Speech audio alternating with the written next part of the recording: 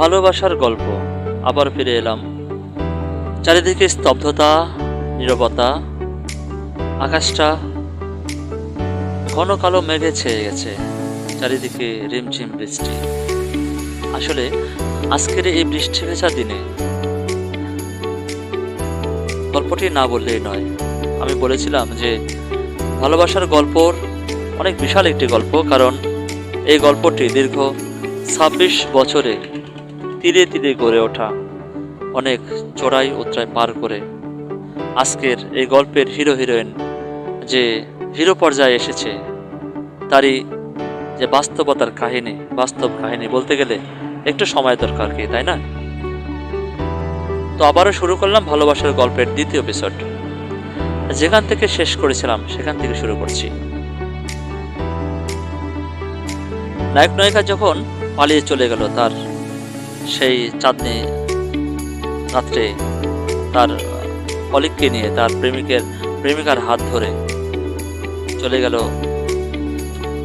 রাতে কোথায় থাকবে?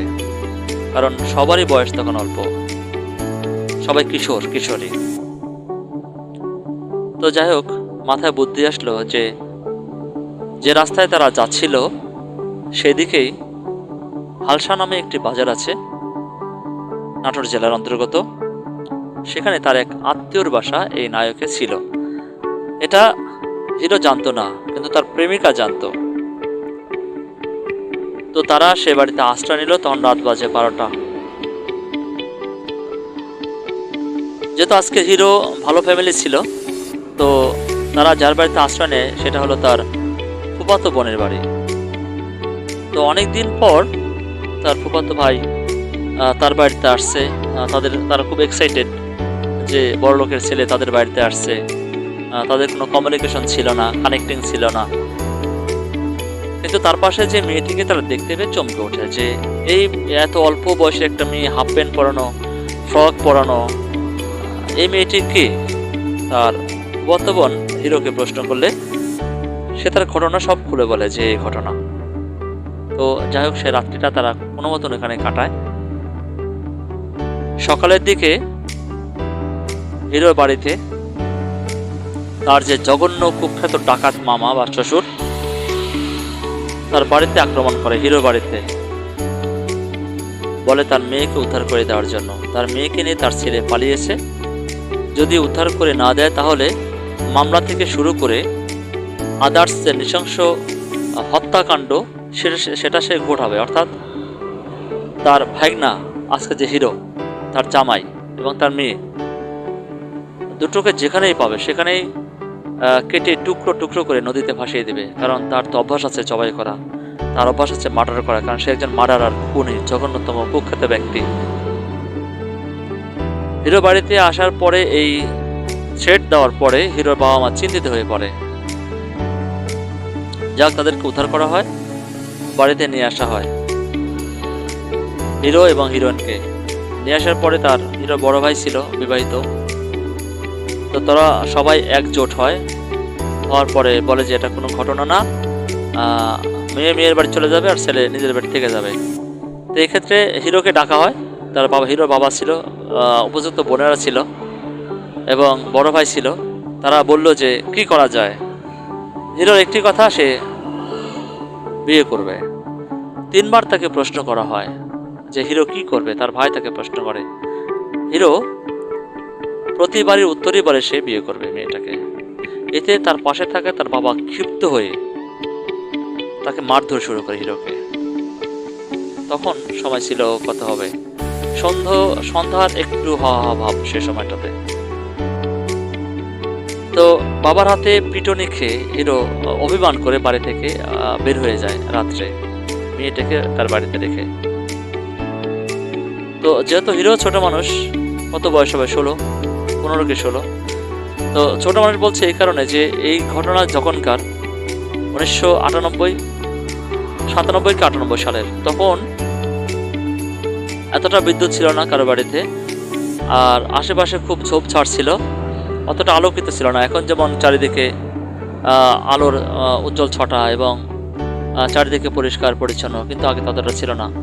মানুষজন ঘর থেকে বের হতে গেলেই কাউকে না কাউকে সাথে নিয়ে বের হতো, এতটা অন্ধকার ছিল এবং অতটা পরিবেশটা খুব মানে কি বলবো অন্ধকারাচ্ছন্ন ছিল। তো আমি বারবার এই কথাগুলো কেন বলি জানেন, যে অনেকে বলতে পারে যে এখন তো অতটা অন্ধকার নাই বা ভয় পাবে না লোকজন, কিন্তু না, আজ থেকে 25-26 বছর আগে এই বাংলাদেশের পরিবেশটা ছিল অন্যরকম। তো যাই হোক, যেহেতু নায়কটা একটু ভীতু টাইপের ছিল, রাত্রে কোথাও যেত না। রাত্রে বাড়ির বাইরে হতে হলে দেখছে সে মানে বাড়ির বাইরে কাজ সারতে গেলে তার মাকে সাথে করে নিয়ে যেত। সেই অবস্থায় সে কি করলো যে অভিমান করে বাড়ি থেকে বের হয়ে গেল। তখন তখন প্রায় সন্ধ্যা আপ। তো কোথায় যাবে হিরো, কোথায় যাবে? তো খুঁজতে খুঁজতে তার যে সে কলিগ ছিল, তার পালানোর সময় যে তার সাথে সহযোগিতার হাত বাড়িয়েছিল, তার বাড়িতে যায়। তো সেই ছেলেটা ছিল খুব গরিব, তাদের কোনো মতন শোয়ার জায়গা ছিল না। তো যেহেতু হিরো বড়লোক ফ্যামিলি ছেলে ছিল, তারপরে সেখানে যায়। সেখানে যাওয়ার পর তাকে ডেকে তুলে, সম্পর্কে তাকে মামা ডাকতো তার কলিগকে। তো বলে আজকে তাকে তার পাশে জায়গা দেওয়ার জন্য। তো তার কলিগ তো ভয় পাচ্ছে তার পরিবারের কথা ভেবে, যে একদিকে তার ডাকাত শ্বশুর, অন্যদিকে তার পরিবারের লোকজন যদি জানতে পারে যে তাকে আশ্রয় দিচ্ছে, তাহলে তো তাকে হেনস্থা করতে পারে, কারণ সে গরিব ছিল সেই ছেলেটা। তো যাই হোক, অনেক কষ্ট করে তাকে জায়গা দেয়। তো শোয়ার যে পরিবেশটা সেটা একদম জঘন্যতম ছিল, যেটা আসলে গরিবের বাড়ির যে শোবার জায়গাটা, ইফ ইউ ডোন্ট মাইন্ড, আপনাকে মনে করবেন না কিছু, সেটা আমরা দেখেছি। আচ্ছা, দেখবেন যে ধনী পরিবারের তাদের যে কালচারটা আর গরিবের কালচারটা কিন্তু এক নয়। তাদের ওঠাপড়া বা যাতায়াত, শোবার অবস্থা সব কিছু ডিফারেন্ট থাকে। তো ওই ছেলেটার বাড়িতে ছেলেটা যে বাঁশ কেটে ফারাস করে একটা ফারাস বানানো হয়, এরকম একটি ফারাস জাতীয়। আর তারপরে ছিল খুব নোংরা, গন্ধযুক্ত, খুব শক্ত একটা বিছানা, বালিশগুলো ছিল খুব নোংরা। তো যাই হোক, কোনো মতো নায়ক তার বাড়িতে রাত্রিটা কোনো মতো যাপন করে। ভোর হতেই তার কলিগ বলে যে সেজন তার বাড়ি ত্যাগ করে, কারণ ভয়। তো যাই হোক, সেখান থেকে হিরো তার বাড়ি থেকে চলে যায় হাঁটতে হাঁটতে হাঁটতে। সে বিলের মধ্যে দিয়ে অচেনা উদ্দেশ্যে পাড়ি দেয়, হেঁটে যাচ্ছে। কোথায় যাবে হিরো নিজেও জানে না, কারণ হিরোর মনে যে একটা অভিমান চলছে। এদিকে হিরোকে খোঁজাখুঁজি শুরু হয়ে গেছে। মেয়ের বাবা ছেলে বাবাকে বলল যে মানে নাটক বাদ দিয়ে যেন তার ছেলেকে বের করে দেয় এবং তার মেয়ের সাথে বিয়ে দেয়। যদি বিয়ে না দেয় তাহলে যা করা তাই সে করে ফেলবে। এখন মেয়ে তো হাতে, ছেলে তো নাই, মানে হিরো তো পালিয়ে গেছে, পালানোর অভিমান করে কোথায় গেছে কেউ জানে না। এদিকে সমস্ত জায়গায় লোক লাগিয়ে দেওয়া হয়েছে তাকে খোঁজার জন্য। তো হিরো তার যে নানা শ্বশুর, অর্থাৎ এই মেয়ের যে নানার বাড়ি, এটা সে একদিন চিনে আসছিল। সেখানে তার শাশুড়ির সঙ্গে, অর্থাৎ তার মেয়ের মায়ের সঙ্গে কথা হয়েছিল তার নানার বাড়িতে। তো সে হাঁটতে হাঁটতে হাঁটতে হাঁটতে তার নানার বাড়িতে উপস্থিত হয়, অর্থাৎ আজকের যে হিরোইন নায়িকা নানার বাড়িতে উপস্থিত হয়। কিন্তু হিরোর পায়ে কোনো স্যান্ডেল ছিল না, মানে ওই যে অভিমান করে মানে খালি পায়ে চলে গেছে। তো শীতের সকাল, খালি পায়ে হাঁটতে হাঁটতে হাঁটতে হাঁটতে সে পকেটে টাকা নেই হিরোর, হাঁটতে হাঁটতে চলে গেছে নানার বাড়িতে, তার নানা শ্বশুর বাড়িতে। তো সেখানে গিয়ে ওঠার পরে যাক, সেখান থেকে তাকে খোঁজ করা হয়। খুঁজতে খুঁজতে তার যে, অর্থাৎ বোনের হিরোইনের যে বড় ভাই, সে তাকে খুঁজে পায়। খুঁজে পাওয়ার পরে যে এই ঘটনা,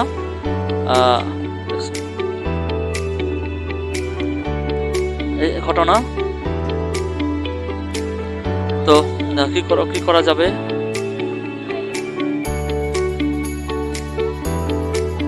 সেই মুহূর্তে তো হিরো বলছে যে দেখ, যেহেতু তারা সমবয়সী ছিল, মেয়ের বড় ভাই এবং হিরো দুটা সমবয়সী, কাছাকাছি বয়সের ঘটে, তারা যেহেতু মামাতো ফুফাতো ভাই, সেক্ষেত্রে তাদের মধ্যে তুই থাকার কথোপকথন হতো।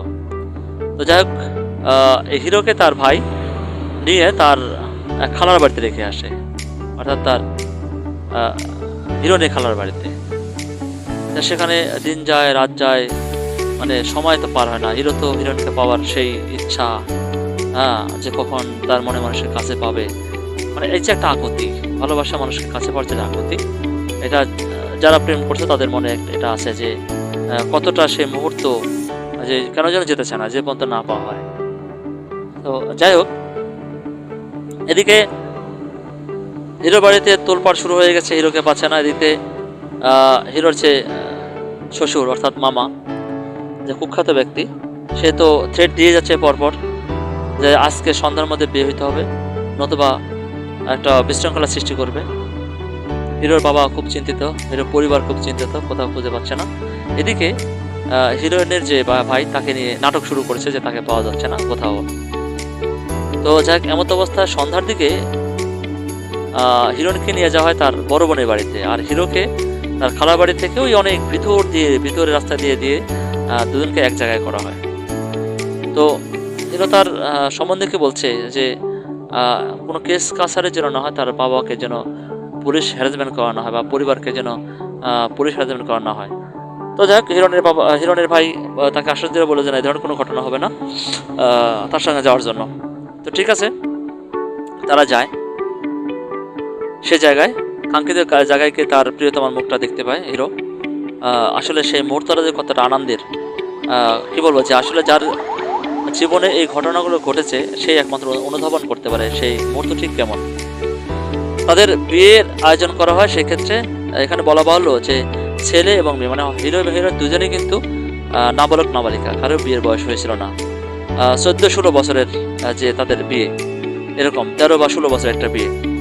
তো যাই হোক, ওখানকার যে স্থানীয় কাজী ছিল, কাজী কোনো মতন বিয়ের একটা অ্যারেঞ্জমেন্ট করলো, বলো যে না, বিয়ে তো হবে না, যাই হোক এটা তারা রেজিস্ট্রি করবে না, এটা জাস্ট তারা ফাইল করে রাখবে আর কালমা পড়ায় দিবে। তো এদিক দিয়ে সাক্ষী হিসাবে হিরোর বড় বোন, বড় দুলাভাই সে বাড়িতে পৌঁছায়। আর হিরোনের তো মানে মেয়ের তো দুলাভাই সে বাড়িতে থাকে, তার বোনের বাড়িতে যেহেতু বিয়েটা হচ্ছে। তো হিরোইনের সব সাক্ষীরা ছিল, আর হিরো শুধু দুলাভাই আর বড় বোন সে জায়গায় উপস্থিত হয়। এখানে একটা মজার ঘটনা ঘটে। আসলে যে আমরা আগে সিনেমা দেখতাম যে ওই নায়ক নায়িকার যে একটা বিয়ের দৃশ্য থাকতো, হ্যাঁ, তো সেখানে হিরণকে বলতো কবুল বলো, তো হিরণ একসাথে কবুল কবুল কবুল বলে ফেলতো। হ্যাঁ, তো যেহেতু নায়িকাও মোটামুটি পাকা পাকা বলতে ওই ওদিক দিয়ে পাকা না, সিনেমার যে ইয়াগুলো ছিল ওদিক দিয়ে খুব পাকা ছিল। তো যাই হোক, দুজনকে বসানো হয়েছে যেমনটি বসানো হয়, কাজের সামনে আছে, বন্ধুরা বেড়া পাশাপাশি বসে আছে। তো হিরোকে বলা হয় কবুল বলার জন্য। হিরো তো আসলে সেই মুহূর্তে কবুল বলতে চাচ্ছিল না। সেই মুহূর্তে হিরোর জ্ঞান ফিরে আসে যে আসলে বিয়েটা করা ঠিক না, কিন্তু বলে তার লাভ নেই, যেহেতু বিয়ের পিড়িতে বসে বসে পড়েছে। তো বারবার বলতেছিল হিরোকে কবুল বলার জন্য। তো যাক, হিরো খুব কি বলবো, যে ইয়েতে কবুলটা বলে, এক প্রকার জোর করে কবুলটা বলে। মেয়ের পালা, মেয়েকে বললো কবুল বলো। তো আমরা তো সারা জীবন দেখছি যে একবার কবুল করতে হয়, তারপরে আবার কিছু কথা বলে তারপরে কবুল করতে হয়। মেয়ে বলছে কবুল কবুল কবুল। এতে তো সবাই হেসে ফেলছে, হ্যাঁ, যে বাপরে এই আবার কি, হ্যাঁ, একবারই কেউ কবুল বলতেছে না, মেয়ে দেখি কবুল বলার জন্য মেশিন শুরু করে দিয়েছে। হ্যাঁ, মেয়ে অবশ্য পাশে বসে আছে। তো এখন যাই হোক, না মেয়েটাও তখন বুঝে না, কারণ ছোট মানুষ ছিল। ওই যে ব্যাপারটা ছিল না যে আমরা সিনেমায় দেখতাম একবারে কবুল কবুল কবুল বলতো, সেভাবে মেয়েটা বলে ফেলছে। যাই হোক, সবাই হাসির যে একটা পর্যায় সেখানে ঘটে। তো যাই হোক, আনন্দ মুহূর্ত তাদের দুজনের মধ্যে। বড় বোন বড় দুলাভাই বাড়িতে চলে আসে। তো তাদেরকে এক ঘরে দেওয়া হয়। আসলে সে মুহূর্ত যে রাত্রিটা তারা আসলে বুঝে উঠতে পারে না, কারণ কেউ কিছু দুজনে অনভিজ্ঞ ছিল এই পেশায়। যাই হোক, তাদের কোনো মতন তারা বাচ্চাটা পার করে। এখন আনন্দ মুহূর্ত শেষ, বাড়িতে আসার পালা। দিক দিয়ে তার বাবা, হিরোর বাবা বলছে সে যেন বাড়িতে না আসে, কারণ দুটো একটিকে এই পরিবারে মেনে নেবে না। কারণ হচ্ছে যেহেতু আজকের যে হিরোনের বাবার সাথে তার হিরোর বাবার যে দূরত্ব বা দ্বন্দ্ব চলছিল, সেদিক থেকেই হিরোর বাবা এই বিয়েটা কখনো মেনে নেবে না। তো বাড়িতে বলা হয় সেই জন্য আমার বাড়িতে না আসে। এখন বিয়ে তো হয়ে গেছে, তাদের তো একটা ঘর লাগবে, সংসার লাগবে, স্থান লাগবে। তো একদিন কি দুদিন পর তার বড় বোন, হিরোর বড় বোন, তাদেরকে নিয়ে বাড়িতে আসে এক সন্ধ্যাক্ষণে। ওর বাবা একটা হিরোর বাবা একটা রুমে শুয়েছিল, যেহেতু হিরোর বাবা ছিল কৃষক, অনেক পরিশ্রম করতো, সারাদিন পরিশ্রম করে শুয়েছিল। তো তাদেরকে নিয়ে যাওয়া হয় তার বাবার কাছে, নিয়ে যায় মাপ চাওয়ানো হয়। তো মেয়েটাকে একটা ডায়লগ শিখিয়ে দেওয়া হয় যে তাকে সে যেন বলে যে উম, সে তার বাড়ির আসলে বউ হিসাবে নয়, কাজের মেয়ে হিসেবে থাকবে। আসলে প্রথমত সবাই এই কথাই কিন্তু বলে। তো ওই পরিবারে একটা ক্রিমিনাল ছিল, সে সবার বড় ভাই। হ্যাঁ, তো সে ওত পেতে আসে কিছু ডায়লগ শোনার জন্য। আর সে বলে যে তার শ্বশুরকে বলে যে যা করছি ভুল করেছি, আপনি আমাকে বউয়ের মর্যাদা হোক না হোক, আমাকে বাড়ির কাজের মেয়ের মর্যাদা দিয়ে রাখা হোক। তো মেয়েটা কিছু বলে না। ছেলেটার পালা বাবার কাছে মাপ চাওয়ার। বাবা শুয়ে আছে, কিন্তু তার বাবাটা শুয়ে আছে, বাবাটা খুব গম্ভীর এবং রাগান্বিত। আসলে সব পিতামাতাই এরকম হবে সেই মুহূর্তটা। তো আহ, সেই হিরো তার বাবার পাদের মাপ চাতে গেলে হিরো হিরোর বাবা হিরোকে এমন একটা সজোরে লাথি মারে, হিরোটা পড়ে যায়, অর্থাৎ তার বাবা তাকে ক্ষমা করেনি। আজ তাদের বিয়ের প্রায় 26 বছর, আজও অবধি তার বাবা তাকে ক্ষমা করে নাই। এতটা রক্ষণশীল পরিবার ছিল। তো যাই হোক, বাড়িতে রাখা হলো তাদেরকে। এদিকে যার ক্রিমিনাল যে বড় ভাইটা ছিল, এই সুযোগটা নেয়। সে বলে তার মাকে যে আজ থেকে পরিবার সমস্ত কাজ, নতুন কাজের যে দাসী আসছে বাড়িতে সে করবে, কারণ সে কিন্তু সুযোগটা নিয়ে নিয়েছে। তো হাসি মুখে মেয়েটি সব সয়ে নিচ্ছে তার প্রেমিকের জন্য। আমি আমার বলছে মেয়েটা তখন হাফ প্যান্ট পরনে থাকে, হাফ প্যান্ট পরা, জাস্ট ফ্রক পরনে, একটা হাফ প্যান্ট পরনে, এতটা ছোট ছিল। তো কৃষক কৃষক পরিবার কিন্তু অনেক কাজ থাকে, যারা কৃষি পরিবার জন্মেছেন তারা জানেন। যেমন ধানের সময় ধান, গম, ভুট্টা, আলু, পেঁয়াজ, রসুন, বাদাম, তিল জাতীয় শস্য, এগুলো কিন্তু সবসময় কৃষি পরিবারে থাকে। এক একটা সিজনে এক একটা আবাদ তাদের বাড়িতে আসে। তো সেক্ষেত্রে কৃষির যে পরিবারের মেয়েরা খুব পরিশ্রমী হয়। তারা বউ, ঝি, বাবা মা, ভাই বোন সবাই মিলে কিন্তু খুব পরিশ্রম করে। কারণ যেমন ধান ধান নিতে হয়, গম, ভুট্টা এগুলো নিতে হয়, রোদে পুড়তে হয়। হ্যাঁ, তো তদ্রূপ এই যেহেতু এটা বড় পরিবার ছিল, এই পরিবারের সদস্য সংখ্যা ছিল প্রায় 10 জন। এক পাতিলে রান্না করা। এই পরিবার শুধু বড় ভাইয়ের বিয়ে হয়েছে, সবার বড় বোনের বিয়ে হয়েছে, আর ছোট ভাই যেটা সবার ছোট হিরো, সে বিয়ে করলো। তাহলে বাড়িতে দুইটা বউ। এখানে বলা বাহুল্য বড় ভাইয়ের যে স্ত্রী, সে ছিল একটু ভালো ফ্যামিলির, যে কারণে তাকে কোনো কাজ করতে দিত না। আর আজকের হিরোয়ের যে হিরোইন, সে যেহেতু একটু নর্মাল ফ্যামিলি, তাকে দিয়ে এই পরিবারের লোকজন সমস্ত কাজ করাইতো। এবং সে বলতো যে তুই ডাকাতের মেয়ে, তুই গরিবের মেয়ে, আর ওই বড় লোকের মেয়ে, হ্যাঁ, ও কোনো কাজ করবে না, তো সব কাজ করতে হবে। এই ধরনের একটা মানসিকতা তাদের মধ্যে তৈরি হয়। তো যেই কথা সেই কাজ। আর এর কলকাঠি নাড়তেছিল সেই শয়তান ক্রিমিনাল যে বড় ভাইটা ছিল এই পরিবারের, সে।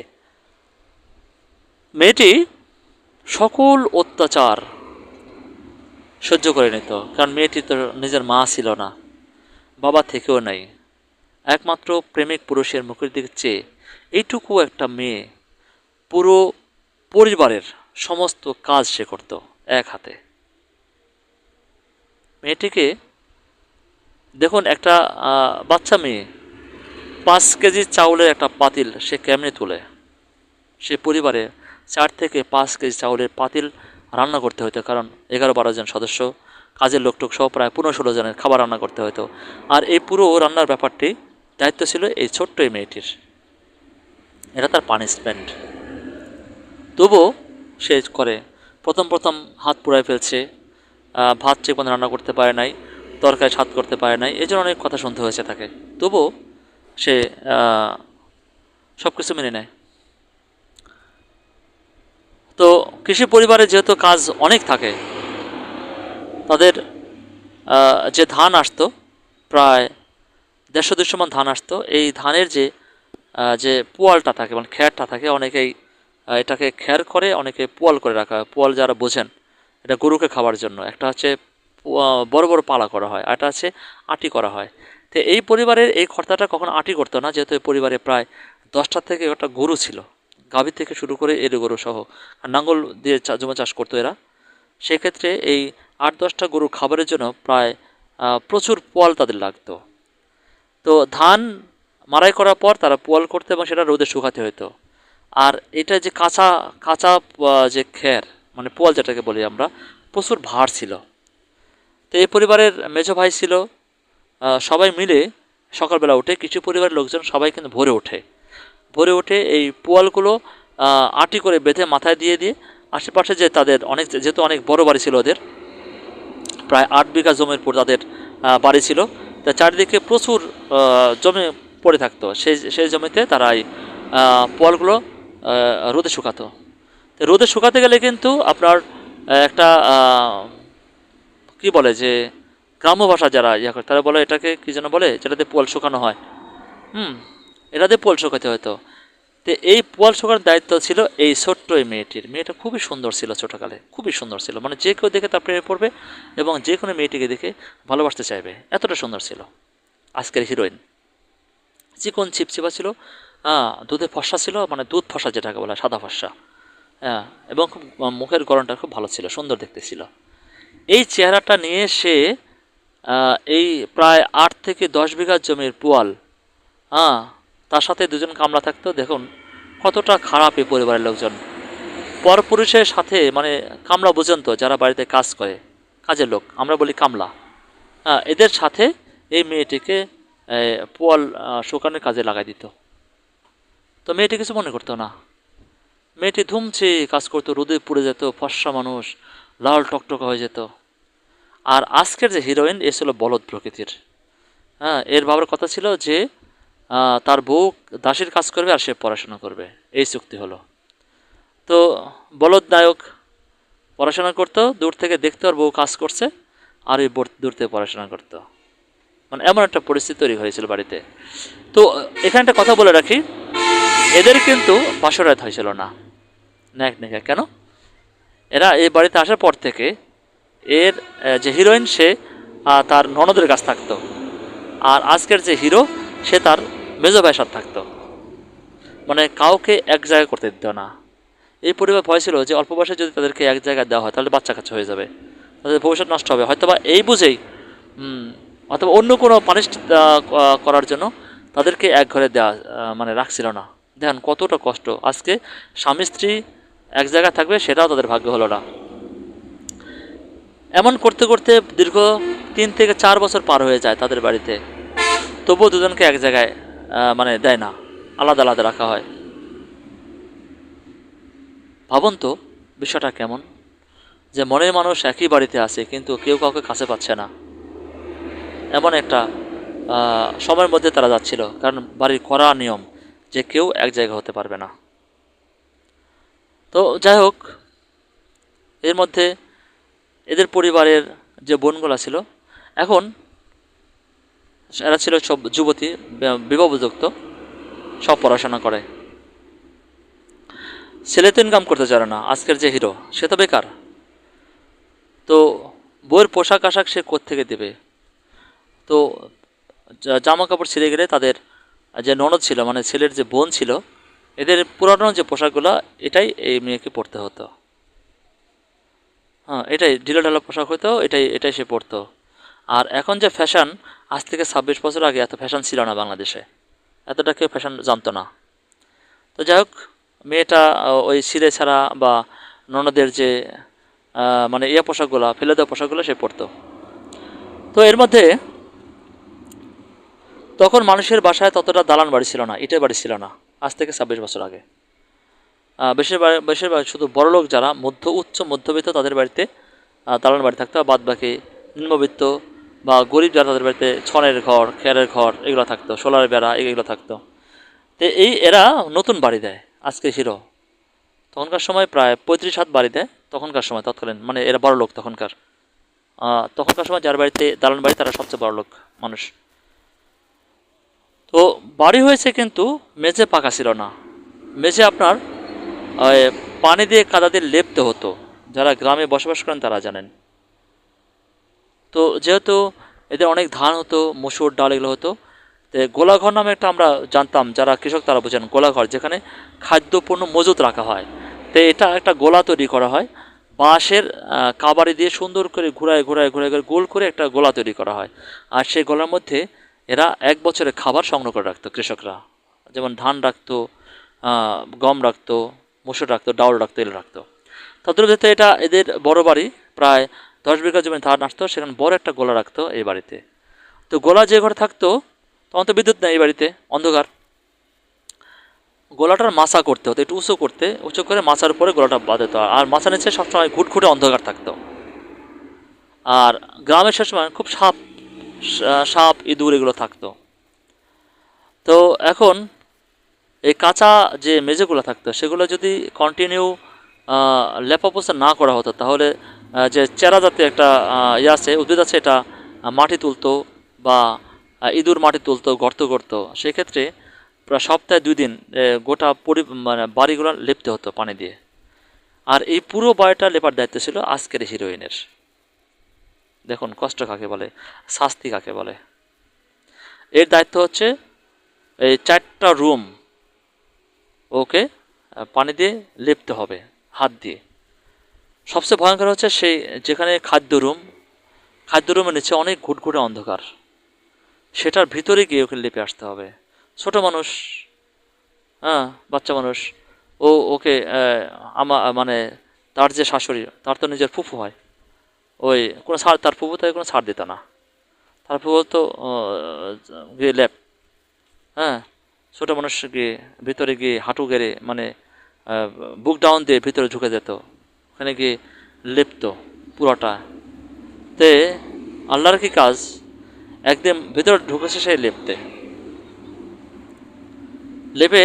তো গ্রামের লোকজন কিন্তু আগে যারা কৃষক তারা মাছ ধরতো জাল দিয়ে, হ্যাঁ, যে কী জালটা যেন বলে না, যে পেতে রাখে, ওই জাল, যে অনেকগুলো মাছ পড়ে, সে জাল, সে জাল দিয়ে তারা সে জালটা মাছ ধরার পরে সে জালটা ওই গোলাঘরে রাখা হয়েছিল। তো যেহেতু অন্ধকার ঘরে দেখবেন সাপ গোফ বা এগুলো বসবাস করে স্বভাবত। তো মেয়েটি আল্লাহ তার ভাগ্য ভালো দেখে মেয়েটি সব কিছু ভেতর থেকে লেপা মোছা করে আসছে। আসার পরে জালটা দিয়ে মাছ মারবে, তার বড় যে ভাই ক্রিমিনাল যেটা আছে, সে জালটা বের করতে গিয়ে দেখে বিশাল এক সাপ জালের মধ্যে পেঁচে আছে। তাহলে দেখেন যে কতটা ভাগ্য ভালো হলে, যে বলে না যে রাখে আল্লাহ মারেকে, তাই হয়তোবা সে নায়িকা বেঁচে থাকবে বিধায় সাপটাকে সে দংশন করছিল না।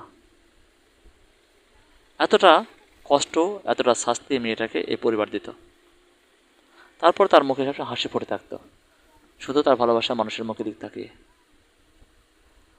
এদিকে বাড়িতে অনেক কাজ, ধান আসছে 100 মণ 150 মণ ধান, এই একটা ব্যক্তি, এই ছোট্ট একটি বাচ্চার মাথার উপর দিয়ে চলে যেত। সে বোয়াতো ধানগুলো, এক জায়গা থেকে অন্য জায়গা নিত, ধান শুকাতো, ধান ভরে উঠে ধান চাল দিতে হতো। হ্যাঁ, এতগুলো মানুষের খাবার সংগ্রহ করার জন্য বড় বড় পাতিল, অর্থাৎ যে যেটা গুড় জাল দেওয়া হয় সেরকম ধান ইয়ে করে সে ভোরে, মানে রাত 3টায় উঠতে হতো।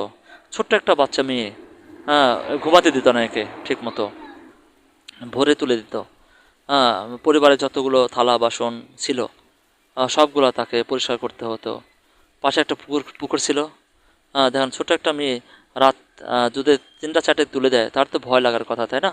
আশেপাশে জঙ্গল ছিল, তারপরে তার প্রতিবাদ করার মতো ক্ষমতা তার ছিল না, কারণ তার স্বামী ছিল বেকার। এমন অবস্থা দিয়ে তারা জীবনযাপন করতে থাকতো, খুব কষ্টে জীবনযাপন করতো তারা। সুখ ছিল, মনে সুখ ছিল, পেট ভরে খাবার দিত, বাট যে কষ্টটা করাইতো তাকে, যে নির্যাতন করতো তাকে, আসলে এটাই মানে মানা যায় না কেন যেন। তবুও এই ছোট্ট মেয়েটি সব কিছু নীরবে সয়ে যাচ্ছে, কিন্তু তাদেরকে কখনো একসাথে করা হয় না। তারা দুজন দু রুমে থাকতো, তারপরে তারা হ্যাপি ছিল।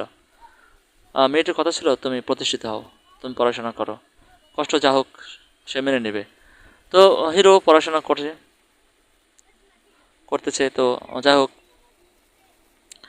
তাদের সংসার এদের মধ্যে এভাবে চলতেছিল। একদিন তার শাশুড়ি তার বাড়িতে আসে, এসে দেখা সাক্ষাৎ করে। এখন দেখে যে হিরোর পরনে যে লুঙ্গিটা ছেঁড়া। তো সেটা কী করবে, সে সেলাই যে করবে টেলার গিয়ে, সে টাকাটাও হিরোর কাছে নেই।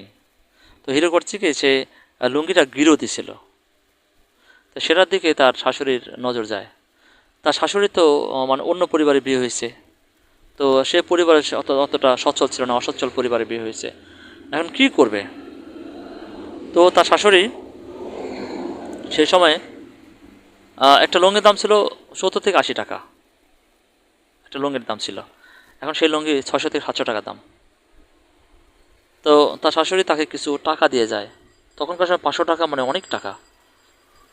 তো কোনো মতো শাশুড়ি কষ্ট করে 500 টাকা হিরো হাতে দিয়ে যায়, বলে কিছু পোশাক আশাক কেনার জন্য।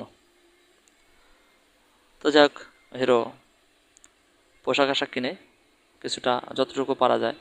তাকে ওই তখনকার মনে হয় 30 টাকা গজ কি 20 টাকা গজ কাপড় ছিল, একটা ফ্রক কিনে দিছিল হিরো। মেয়েটাকে একটা ফ্রক বানিয়ে দিছিল, আর একটা কুচিতে হাফ প্যান্ট বানিয়ে দিছিল মেয়েটাকে, তার হিরোইনকে, মানে তার স্ত্রীকে। এভাবেই তাদের জীবনযাপন চলতে থাকে। আর পরিবারে তো ক্রিমিনাল কিছু থাকতেই আছে। তাদেরকে তারা যেন একত্রিত হতে না পারে এবং তারা যেন সুখে না থাকতে পারে, সেজন্য যত রকম অত্যাচার এই পরিবার থেকে তাদেরকে করা হতো। তো যারা শুনছেন লিসেনার, প্রিয় লিসেনার, আমি বলছিলাম যে যেহেতু আমার টাইম লিমিটেশন করা আছে, হয়তোবা এর চেয়ে আমি বেশি আগাতে পারবো না। আর এই গল্পটা একদিনে শেষ করা সম্ভব না, যেহেতু বিগত 26 বছরের ঘটনাকে কেন্দ্র করে আজকের এই ভালোবাসার গল্পর পর্ব চলছে। নেক্সট যে পর্ব, আমি অচিরেই আবার আপনাদের সামনে আসবো নিয়ে।